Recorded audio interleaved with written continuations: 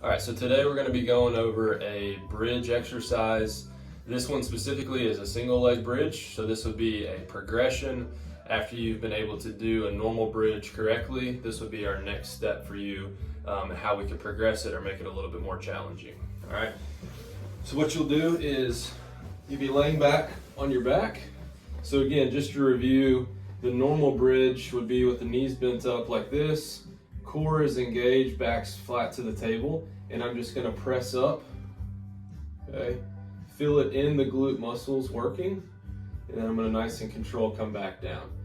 What we don't wanna see with that is you to overextend through your back to get that motion, or to lift your hips up off the table. We really wanna keep the core engaged, keep the back flat, and just lift the pelvis up off the table, hold for a few seconds, and then back down.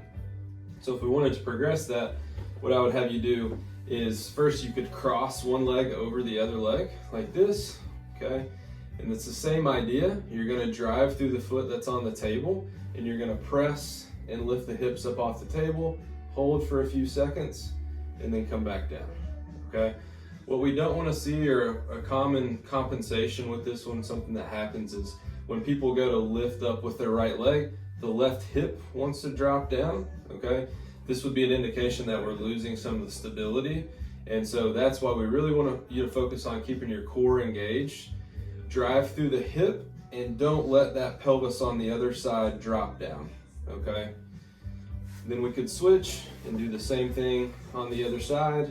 So same idea, I don't want my right side to drop down now. I want to lift up through my left side, hold a couple seconds, and then back down, okay?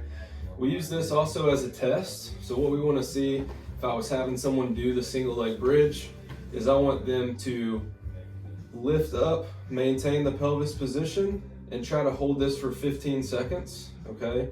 That's a good indicator for some of our athletes that we treat, some of our golfers and runners, that you have appropriate glute strength. If you're not able to maintain that for 15 seconds or you start to cramp, then it may be something that we need to work on to improve your strength.